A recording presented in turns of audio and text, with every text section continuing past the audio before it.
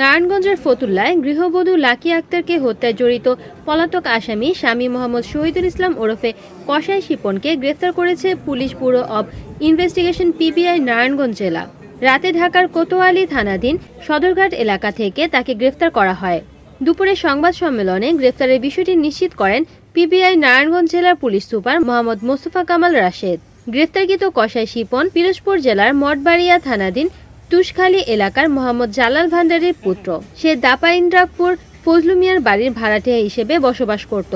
সংবাদ সম্মেলনে জানানো হয়, ঘাতক শিপন তার স্ত্রী লাকি আক্তারকে শরীরে বিভিন্ন স্থানে আঘাত করে এবং শ্বাসরোধপূর্বক পরিকল্পিতভাবে ভিকটিমকে হত্যা করে মরদেহ ঘরের ভিতরে রেখে তালা লাগিয়ে অজ্ঞাত স্থানে পালিয়ে যায়। শনিবার রাতে ঢাকার কোতোয়ালি থানাধীন সদরঘাট এলাকা থেকে তাকে গ্রেফতার করা হয়। প্রাথমিক তদন্তে এবং আসামিকে জিজ্ঞাসাবাদে পারিবারিক কলহের জের ধরে ভিকটিম লাকি আক্তারকে তার স্বামী মোহাম্মদ শহীদুল ইসলাম ওরফে কসাই শিপন পরিকল্পিতভাবে হত্যা করেছে মর্মে প্রাথমিকভাবে তথ্য পাওয়া গেছে।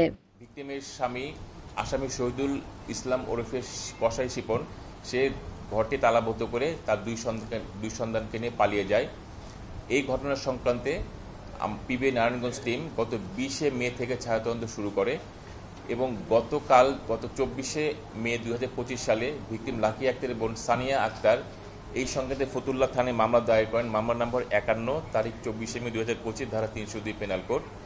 মামলাটি পিবিআইয়ের শিডিউলভুক্ত হয়। পিবিআই নারায়ণগঞ্জ মামলাটি তদন্তভার গ্রহণ করে এবং এই মামলার আসামি শহীদুল ইসলাম ওরফে কসাই শিপনকে আমরা গতকাল রাত 11:30টায় সদরঘাট থানা এলাকা থেকে আমরা তাকে গ্রেফতার করি। আসামিকে প্রাথমিক জিজ্ঞাসাবাদে এবং প্রাপ্ত তথ্য বিশ্লেষণ করে জানা যায় যে এই মামলার আসামি শিপন তার স্ত্রী লাকি আক্তারকে গত 19 মে সন্ধ্যা 6টা থেকে 7:58 মধ্যে কোনো একটা সময় সে তাকে মারধর করে এবং তাকে শ্বাসরোধ করে হত্যা করে। প্রাথমিক জিজ্ঞাসাবাদে আসামি জানায় যে পারিবারিক বিভিন্ন কলহের কারণে এবং ভিকটিম লাকি আক্তার মোবাইল এবং টিকটকে নানা ধরনের আসক্তির কারণে তাদের মধ্যে প্রায় বিভিন্ন বিষয় নিয়ে ঝগড়াঝাঁটি হতো এবং তাদের মধ্যে পারিবারিক কলহ লেগে থাকতো।